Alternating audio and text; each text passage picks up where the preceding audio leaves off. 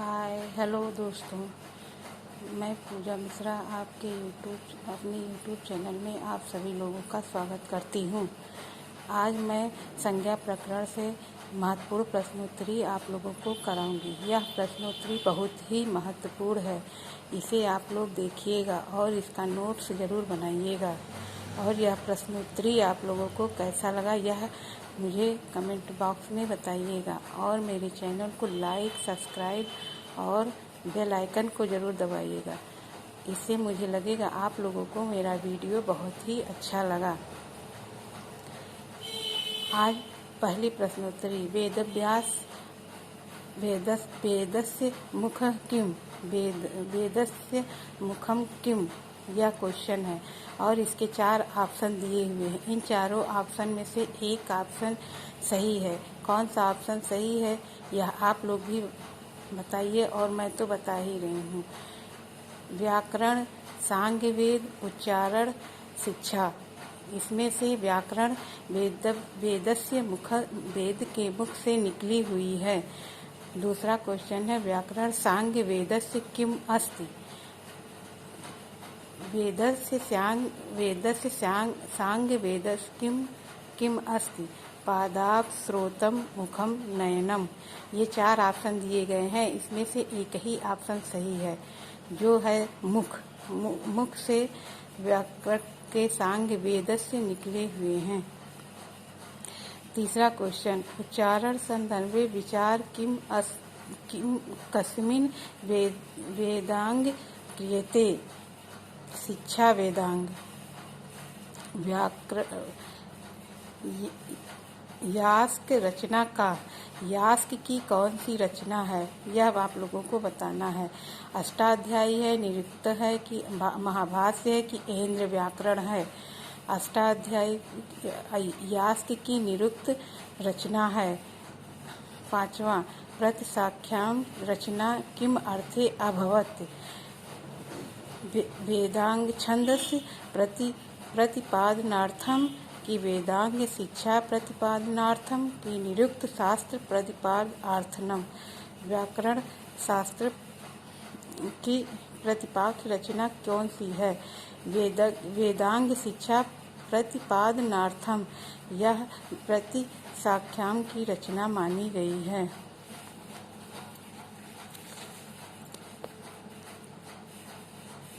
शब्द निरुक्त संबंधी ग्रंथ शब्द निरुक्त संबंधी ग्रंथ कौन सी है? इसमें 4 ऑप्शन दिए गए हैं। इसमें एक ही ऑप्शन सही है। पहला ऑप्शन है निरुक्त वेदांग व्याकरण और योग सूत्र। इसमें कौन सा सही है ये आप लोग भी बताइए। निरुक्त, इसमें सब सही आंसर माना गया है। निरुक्त शास्त्र रचना का, निरुक्त शास्त्र रचना कौन सी है यह आप लोग बताइए। साकल्य है, यास्क है, सायण है, व्याढ्य है। निरुक्त शास्त्र की रचना यास्क है।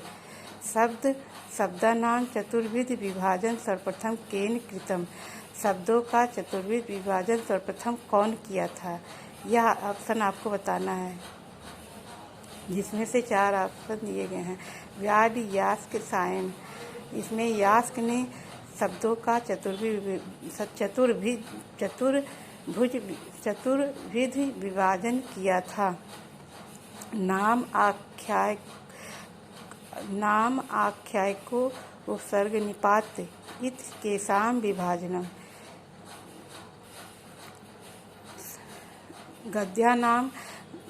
गद्य पद्यानाम, शब्दानाम और व्याकरणानाम। तो शब्द आख्या उपाय उपसर्ग निपात है पदानाम। शब्दानाम विभाजन संदर्भे उचित क्रम कौन सी है? शब्दों के विभाजन का उचित क्रम कौन सा है यह आप सभी लोगों को बताना है। जिसमें से पहला है नाम आख्याय उपसर्ग निपात, नाम आख्याय निपात उपसर्ग, आख्यात निपात उपसर्ग, निपात उपसर्ग आख्यात नाम। जिसमें से पहला आसन सही है। नाम आख्यात उपसर्ग निपात, यही शब्दों के विभाजन संदर्भ में उचित क्रम है। बाकी तीनों गलत है।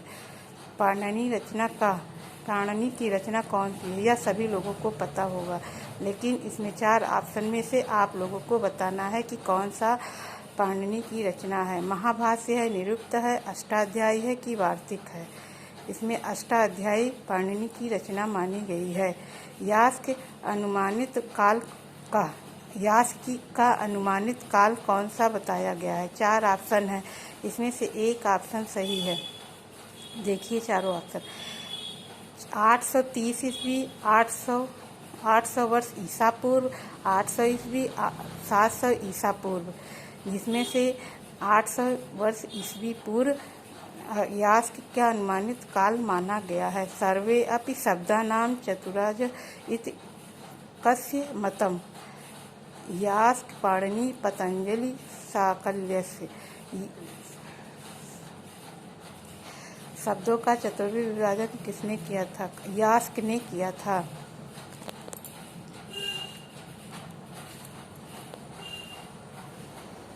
महेश्वर सूत्र संख्या अस्ति। पाणिनि के अनुसार महेश्वर सूत्रों की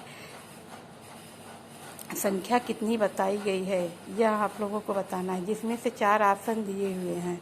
एक दिया हुआ 10, चतुर्दश, अष्टादश, द्वादश। आप सभी लोगों को पता होगा कि पाणिनि के सूत्रों की संख्या 14 मानी गई है, इसीलिए इसको चतुर्दश लिखा जाता है। चतुर माने 4 और 10 माने 10, 10 और 4 14। इस प्रकार चतुर्दश विभाजन महेश्वर सूत्र के हैं। पाणिनि के पूर्ववर्ती आचार्य कौन से हैं? इसमें 4 ऑप्शन दिया गया है, जिसमें से एक ऑप्शन सही है। आप लोग भी इसे देखिए और बताइए। कात्यायन, पतंजलि, गार्ग्य, इंद्र, वायु, गार्ग्य, हेमचंद्र। कात्यायन नागेंद्र भट्ट, हेमचंद्र, वरदराजाचार्य। इसमें से पाणिनि के पूर्ववर्ती कवि इंद्र, वायु, गार्ग्य हैं। पाणिनि परवर्ती आचार्य कौन से हैं? पाणिनि के परवर्ती आचार्य कौन से हैं, ये बताना है आप लोग को। जिसमें से 4 ऑप्शन इसमें दिए हुए हैं। इंद्र, वायु, भंग, वारुचि, वरदराज, नागेश भट्ट, संकटायन, गार्ग्य, यास्क, शाकल्य, काश, कृत्स। जिसमें से वारुचि, वरदराजाचार्य, नागेश भट्ट पाणिनि के परवर्ती कवि माने गए हैं।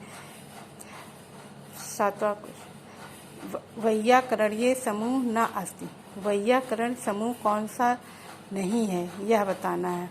गौतम, यौमिनी, वरदरायण, इंद्र, भंग, हेमचंद्र, कात्यायन, पतंजलि, गार्ग्य, यास्क, शाकल्य, काश, कृत्स। गौतम, जैमिनी, वरदरायण यह वैयाकरणीय समूह नहीं है। तैत्तिरीय संहिता अनुसार सर्वप्रथम व्याकरण किम? तैत्तिरीय संहिता अनुसार व्याकरण सर्वप्रथम किम? इसके 4 ऑप्शन दिए गए। ऐन्द्र व्याकरण, चंद्र व्याकरण, कौमार व्याकरण, का तंत्र व्याकरण। ऐन्द्र व्याकरण तैत्तिरीय संहिता अनुसार सर्वप्रथम व्याकरण माना गया है।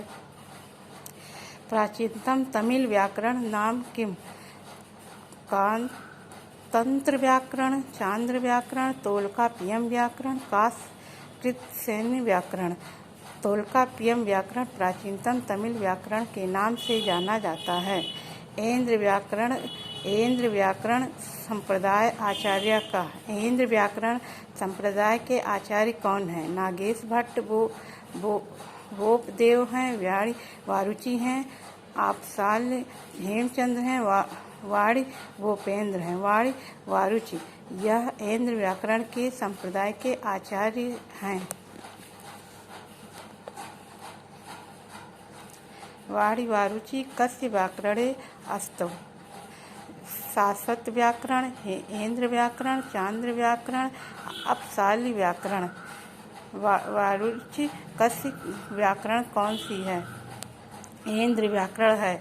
मैक्स मूलर अनुसार पाणिनि समय का। मैक्स मूलर के अनुसार पाणिनि का समय क्या है, यह बताना है।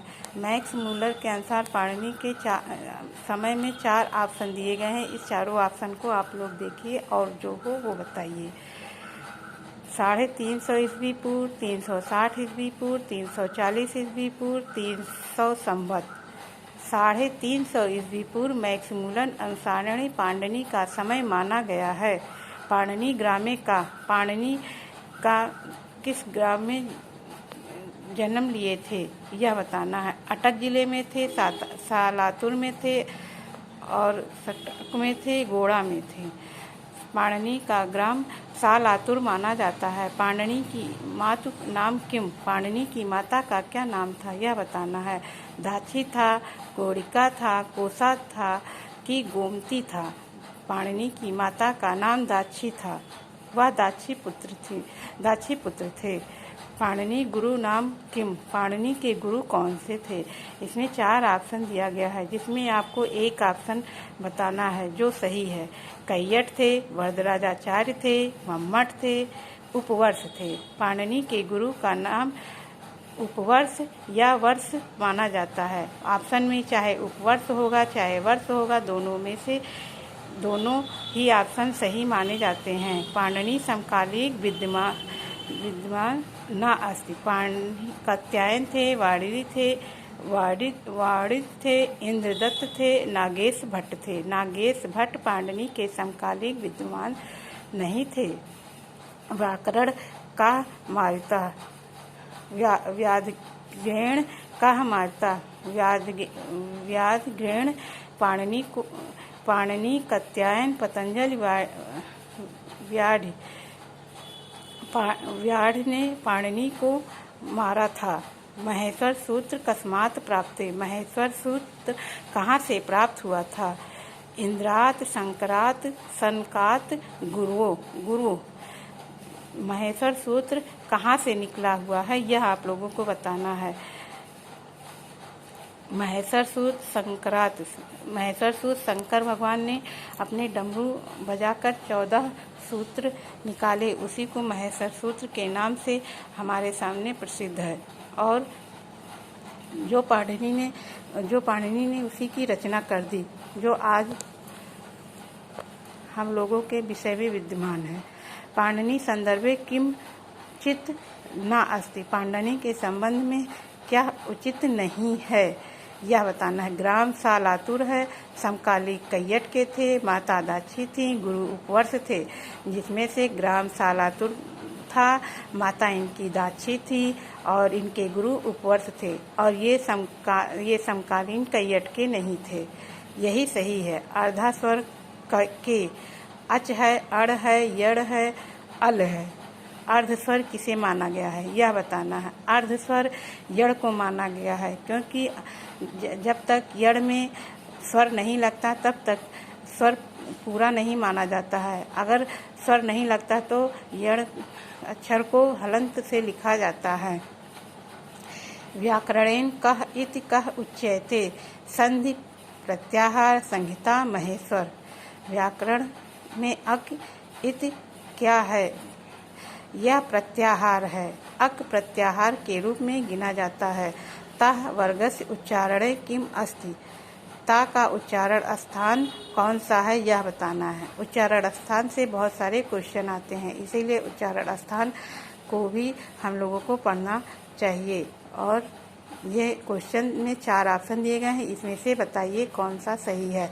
ओष्ठो, तालु, दंत, कंठ, जिसमें से तालु, लितु लसानाम तालु, यह सही है। कादयो में अवसाना वर्ण, कादयो में अवसाना, का से माँ तक के वर्ण को क्या कहा जाता है यह आप लोगों को बताना है। स्पर्शः कहा जाता है, अंतस्थः कहा जाता है, नासिका कहा जाता है, अस्पर्शः कहा जाता है। क्या कहा जाता है यह आप लोग बताइए। तो कादयो में अवसाना को स्पर्शः की संज्ञा दी गई है। 34वां क्वेश्चन, सुप्त गंतुम भवति। सुप्त गंतुम यह कौन सी संज्ञा मानी गई है। वर्ण संज्ञा मानी गई है, पद संज्ञा मानी गई है, संयोग संज्ञा मानी गई है, संहिता संज्ञा मानी गई। यह 4 ऑप्शन दिया गया है, इसमें से आप लोग बताइए कौन सा सही है। तो सुप्तगन्तः पदम संज्ञा के नाम से जाना जाता है। निष्ठा संज्ञा को प्राप्तयतो सत्। निष्ठा संज्ञा किससे प्राप्त होता है यह बताना है।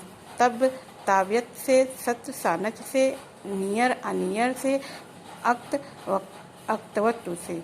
तो निष्ठा संज्ञा अक्त अक्तवत से माना गया है। लघु सिद्धांत कौमुदी के कृतम। लघु सिद्धांत कौमुदी किसने लिखा है? वर्द राजयन ने लघु सिद्धांत कौमुदी को लिखा है। यह 36 क्वेश्चन आप लोगों के लिए है। यह क्वेश्चन बहुत ही महत्वपूर्ण है। यह प्रकथन से ही सारे क्वेश्चन लिए गए हैं। इसे आप लोग प्रकथन के क्वेश्चन को पढ़िएगा और इसके नोट्स बना लीजिएगा, क्योंकि इसमें से बहुत सारे क्वेश्चन आते हैं और इस संज्ञा प्रकरण भी इसी में दिया हुआ है, उसमें से भी क्वेश्चन इसमें लिया गया है। इसी प्रकार के और क्वेश्चन को पाने के लिए आप मेरे चैनल को लाइक कीजिएगा, सब्सक्राइब कीजिएगा, बेल आइकन की बटन को दबाइएगा, जिससे मुझे लगेगा कि आपको ये क्वेश्चन बहुत अच्छा लगा। इसी प्रकार के क्वेश्चन मैं आप लोगों को ढेर सारे दूंगी, जिससे आपके विषय में बहुत ही महत्वपूर्ण है। और यह टीजीटी के पाठ्यक्रम में लघु सिद्धांत टीजीटी के पाठ्यक्रम में बाबूराम सक्सेना के है और उसी के ये सारे क्वेश्चन हैं, और इसे आप लोग देखिएगा। और इस प्रकार के क्वेश्चन पाने के लिए बेल आइकन को दबाइएगा, जिससे मुझे लगेगा ये क्वेश्चन आपको बहुत अच्छे लगे और मुझे खुशी होगी। Thank you.